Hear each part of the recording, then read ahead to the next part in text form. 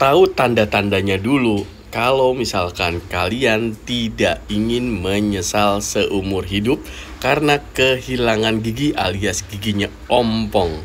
Ya, giginya ompong tidak akan tumbuh lagi di saat kalian sudah usia dewasa.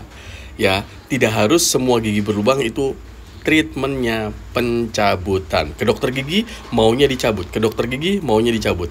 Jangan, itu nantinya akan menyesal. Nah, pertanyaan ini bagus sekali.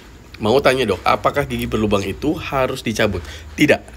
Jawabannya, tidak semua gigi berlubang itu tindakannya pencabutan. Karena di video ini saya akan kasih tahu gigi-gigi yang bisa ditambal dan gigi-gigi yang bisa dicabut. Tentunya ada tanda-tanda tersendiri. Gigi yang bisa ditambal adalah giginya masih utuh, walaupun giginya sudah sakit, sudah pernah bengkak, tapi mahkotanya ini masih utuh ya, tidak pecah seperti ini. Kalau pecah seperti ini tinggal sisa akar, ya berarti dicabut. Cuman kalau masih utuh seperti ini, walaupun kariesnya sudah melebar, tapi bagian mahkotanya ini masih bagus, masih tebal, itu bisa dipertahankan. Namun, perawatan tambal itu harus butuh perawatan saluran akar. Bila mana pada saat datang ke dokter gigi sudah ada keluhan sakit atau sampai bengkak. Nah, gigi bengkak itu bukan treatmentnya harus dicabut, tapi bisa juga dipertahankan dengan perawatan saluran akar dulu. Dokter gigi akan menyarankan untuk foto ronsen menegakkan diagnosa kasus gigimu. Kenapa harus foto ronsen? Untuk membaca di bagian akar giginya terjadi masalah atau tidak. Kalau misalkan masalahnya yang terjadi biasanya ada cracking, ada patah akarnya, atau memang dari sementumnya ini sudah tidak bisa dipertahankan lagi karena infeksinya sudah menyebar ke tulang rahang, di foto ronsen itu akan terlihat jelas. Maka dokter gigi itu untuk menegakkan suatu diagnosa sebenarnya butuh untuk ronsen, baik itu ronsen panoramik atau ronsen dental yang kecil-kecil ya. Pasti yang ke dokter gigi udah tahu ya, ronsen dental itu yang kecil-kecil, kalau ronsen panoramik itu yang besar. Nah, kalau giginya berlubang dan masih bisa dipertahankan, jelas ya, masih utuh. Kalau sisa akar itu dicabut. Yang selanjutnya, kalau gigi berlubang sudah cukup parah, misalkan dia fraktur. Fraktur adalah pecahnya mahkota, bisa horizontal atau bisa vertikal.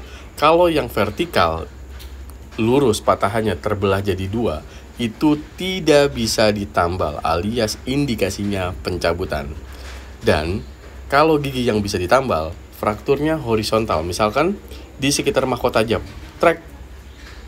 Nah, ini bisa dipertahankan. Nanti dibuatkan mahkota baru, baik itu dengan crown atau baik itu dengan tambalan langsung ya. Tergantung dokter giginya pada saat memeriksa kasus gigimu.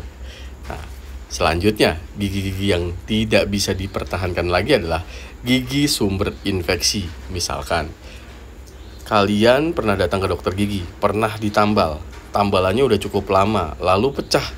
Nah, gigi itu goyah, gigi itu menyebabkan gusinya bengkak. Setelah di ronsen, ternyata tidak bisa dipertahankan lagi. Nah, itu dicabut. Tapi dengan catatan, ada gigi-gigi yang pernah ditambal dahulu dan bengkak setelah di ronsen masih kuat untuk dipertahankan, berarti itu dilakukan perawatan saluran akar ulang. Nantinya dikasih tambalan permanen pada kunjungan terakhir. Terus yang selanjutnya, gigi-gigi yang tidak bisa dipertahankan alias harus dicabut adalah gigi yang numpuk. Numpuk itu persistensi pada gigi anak. Jadi gigi permanennya udah tumbuh, tapi gigi susunya masih ada. Jadi numpuk-numpuk gitu ya. Nah, itu namanya persistensi untuk gigi anak. Nah, yang persistensi yang gigi susunya itu harus dicabut. Kenapa? Karena akan mempengaruhi pertumbuhan gigi permanennya nantinya. Oke, tapi dengan catatan dokternya akan melihat umur si pasien anak tersebut umurnya berapa ya. Selanjutnya, gigi-gigi yang harus dicabut adalah gigi bungsu yang sudah miring sampai impaksi, dia nggak kelihatan ke gusinya setelah di ronsen, tiduran seperti ini, dan menyebabkan pusing atau gejala lain ya. Giginya nggak sakit tapi bisa pingsan, giginya nggak sakit tapi bisa tantrum, teriak-teriak. Nah, karena gigi bungsu ini, itu harus dicabut gigi bungsunya. Tidak semua gigi bungsu harus dicabut. Pada saat kalian datang ke dokter gigi setelah di ronsen, ternyata gigi bungsunya lurus semua tapi terhimpit, tidak ada karies, dan itu tidak ada gejala sama sekali, ya tidak dicabut, tidak masalah ya. Seperti itu semua tanda-tanda yang harus kalian fahamin.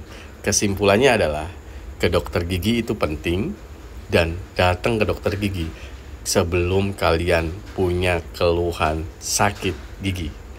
Oke, semoga video ini bermanfaat. Yuk komentar lagi, kirim lagi pertanyaannya. Siap-siap saya akan menjawab lewat VT atau lewat langsung ya. Follow dulu dong biar kita berteman di sini. Lalu di kolom komentar tersebut ada ikon hadiah, silahkan kalian isi. Terima kasih dan sampai jumpa di video selanjutnya. Ciao.